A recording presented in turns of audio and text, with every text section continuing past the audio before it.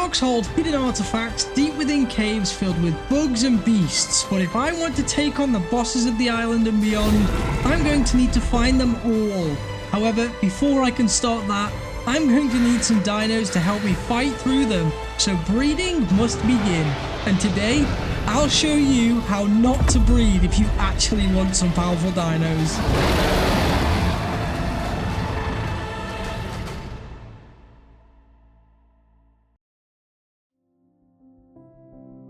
Today was going to be a day of breeding together my caving barries, but first, I was hoping to find myself a basilo to help me with the jellyfish inside the underwater caves. I equipped my scuba gear, other than a mask which I was unable to make, and took the executioner, my baby eating barry, into the ocean on the hunt for a massive mantis surrounding our new friend.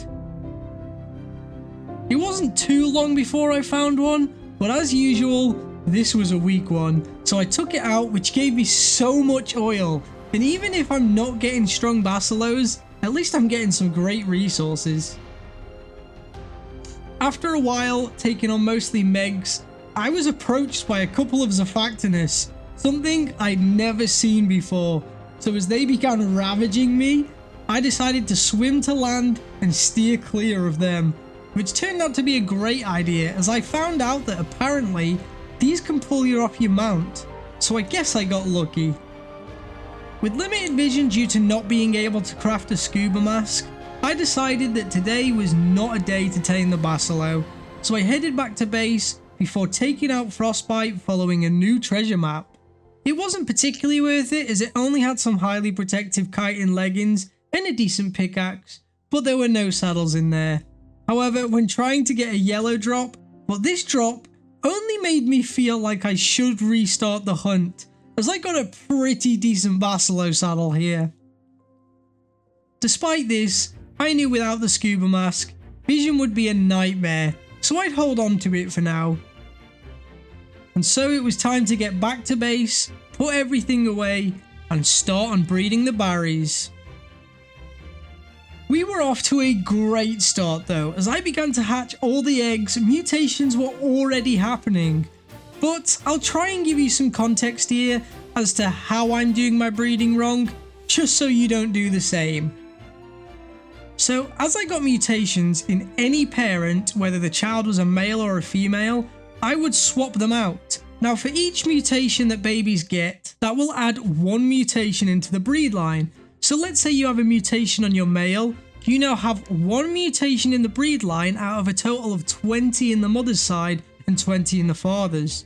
So you swap out the males and get another mutation in a female, adding one more to the breeding line. However, if you then breed the mutated male with the mutated female, that would add together both their mutation breed lines of the male and the female, and there you've got another mutation from the parents. You would be looking at 4 mutations in that breed line instead of 3. This sounds small now, but say that it was a male and then you breed it with the female, their children would now have 6 mutations in that breed line, or 7 for mutated babies, and doing that over and over will have you maxing out your mutation levels after less than 10, which is a huge difference to if you breed them optimally, which could net you 40 mutations minimum in each stat, going even higher if you do have the time for it. So during this day, sadly it wasn't just the barry I did this to, as I started slightly with the woolly rhino and the dire bears too. But if you want to see how to optimize your breeding settings and get the strongest creatures you can, make sure to watch when I breed up my bear army down the line, as I will be fixing these in the future, but for the caves, these barries will do for now. It took a while though for me to get any more mutations, whilst also struggling for a breeding pair for both the bears and rhinos, but we were slowly making progress.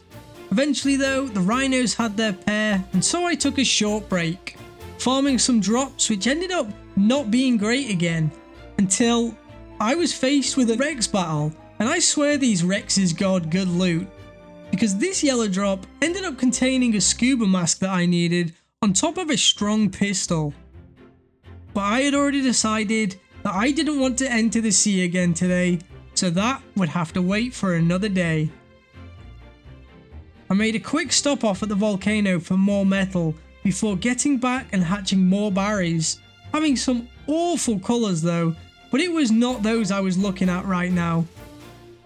Through more breeding, we also started getting mutations on the rhino now, but from this point forward I'll avoid mentioning both the bears and the rhinos, as after today I realised I was going to completely redo them. However, two final notes for them.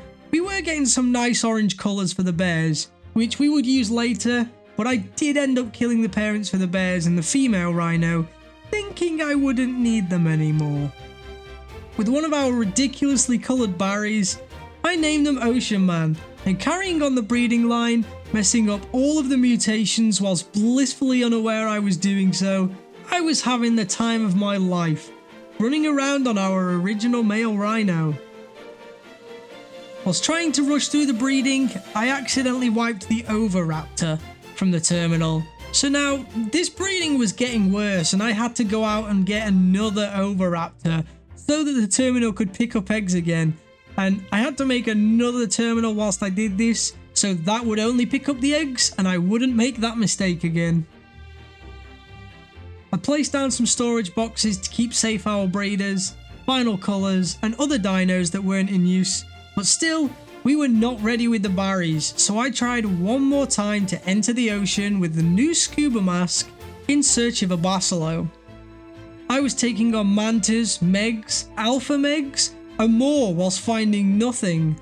So after a long time and swimming around the entire island, I went back to base, which is when I realised that I'd in fact bred up my berries wrong, but there was no turning back at this point. As the day was ending, I got together all of the colours to see which I liked and began breeding those up, and before long we had our two final colours. One that is just red all over and another that has a nice white underbelly. With the colours ready and my breeding line messed up and maxed out, I was ready to put the stats with the colours, but that would have to wait until tomorrow, as I was starting to lose my mind doing this, and with that, another day was over. If you'd like to see me record these videos live, then make sure to check out my streams right here most Wednesdays and Fridays, with some occasional weekend streams. These are weekly videos that will follow this story, and don't forget to hit that like button if you want to help this channel grow. I really do appreciate it, and finally, be sure to subscribe so you don't miss any of the content here, and I will catch you all in the next one.